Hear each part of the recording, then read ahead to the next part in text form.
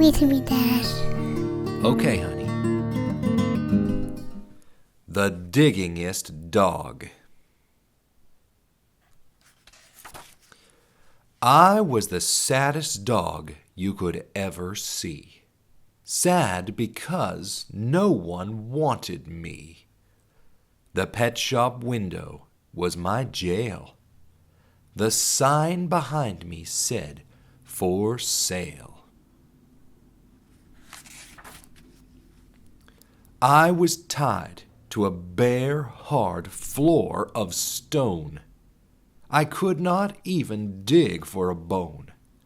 I was living all of my life alone, a dog that no one wanted to own. And then one day, at 4:30, Sammy Brown came in the door. Sam took one look at me and cried, "Why are you tied up here inside?"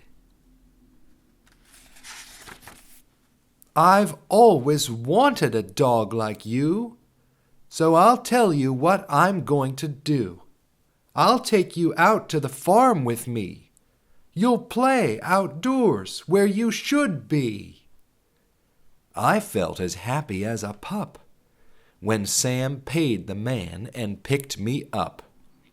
He rubbed my ears, he scratched my head. "I think I'll call you Duke," he said. Sam gave me a collar. He gave me a lead. We left that shop at tremendous speed. We went a long way out of town. We came to the farm of Sammy Brown. It was the nicest place I'd ever seen. A pretty white house in a field of green. And in the shade of the apple tree, a special dog house just for me.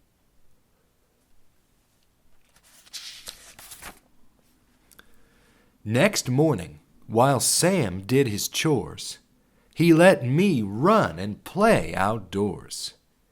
I'd never played outdoors before.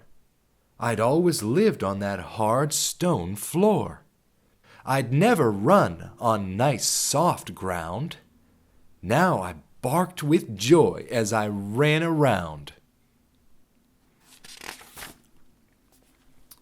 Sam looked at me and scratched his head. "Duke, you need some friends," he said. He blew his whistle. He blew a blast. And many dogs came running fast. I'd never met a dog before. Now I was meeting 6 or more. They walked around and looked at me.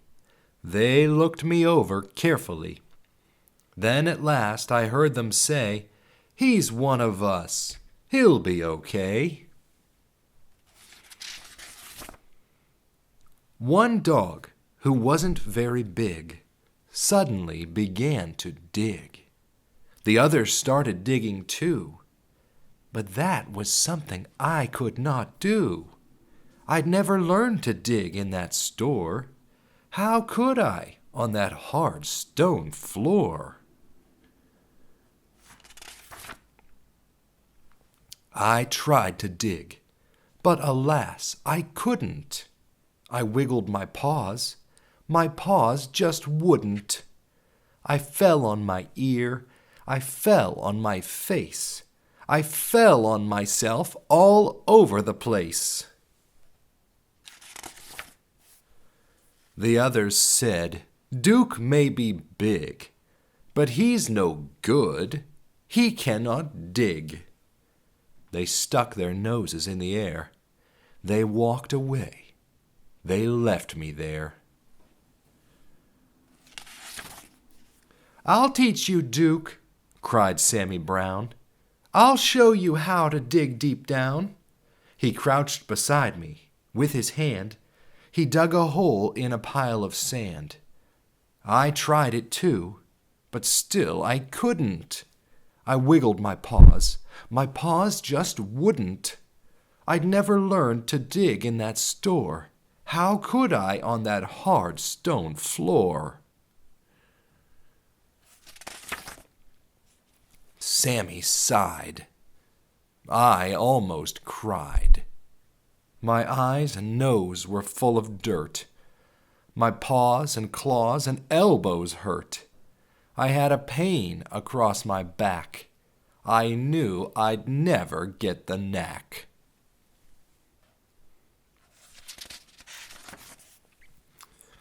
Sam felt sad, and I felt bad. If only I could make him glad. We both knew I'd never get it right. Sam and I couldn't sleep that night. So, when the sun rose in the sky, I thought I'd give it one more try. I wiggled one paw. I saw it could. I wiggled the other. I saw it would. I could dig with my paws.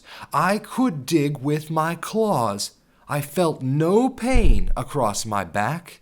I knew at last I had the knack. Sammy Brown looked out at me. He saw me digging happily. "Good for you, Duke!" Sammy cried. "I knew you'd do it if you tried."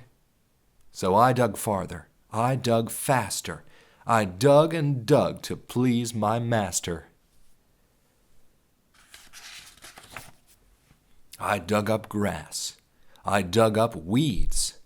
I dug up daisies. I dug up seeds. I dug up the fence. I dug up the gates. I dug up the garden of Mrs. Thwaites. I dug up the rooster. I dug up the hens. I dug up the sheep and the pigs in their pens.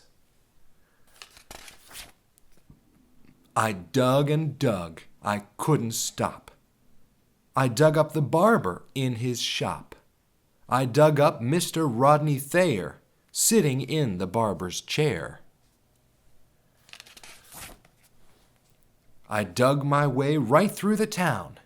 I dug a lot of buildings down. I was having so much fun, I dug up Highway 81. I came to a hill.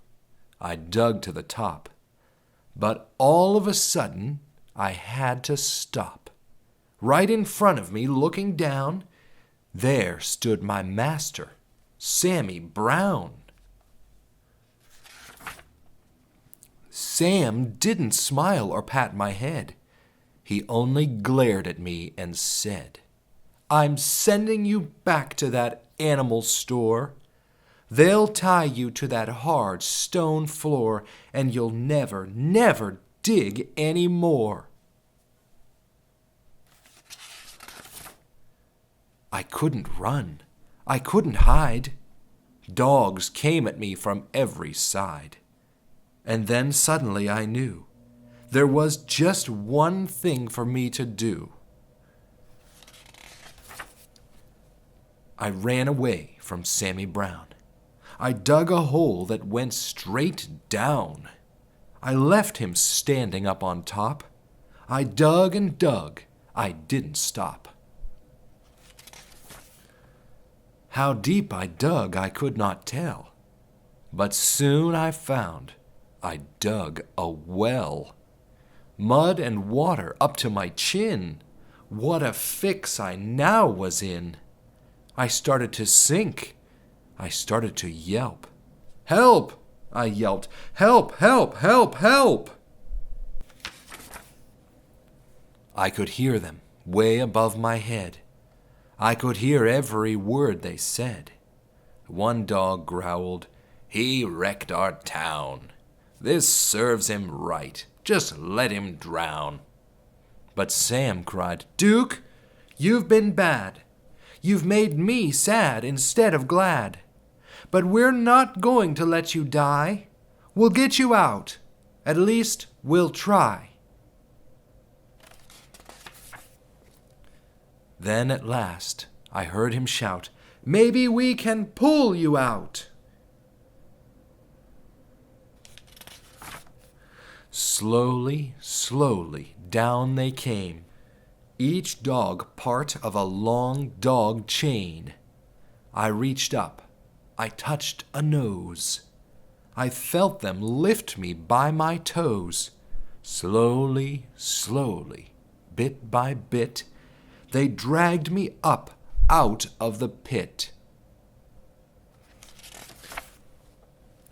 I thanked the dogs and Sammy Brown, and then I started back toward town. I knew I had to dig once more, to fix things up as they were before. That's what I did. I dug back gates. I dug back the garden of Mrs. Thwaites. I dug back the roosters and the hens. I dug back all the pigs and their pens. I dug all day in the summer sun. I dug back Highway 81. I dug back everything in town, everything that I'd knocked down. Today when I dig, well, I'm careful now. I'm useful too. Sam lets me plow. He'll never send me to that store, or tie me up on a hard stone floor. My dog friends watch and wonder why they can't dig as well as I. The end. Thank you, Dad. You're welcome, sweetheart. You want to pick another one?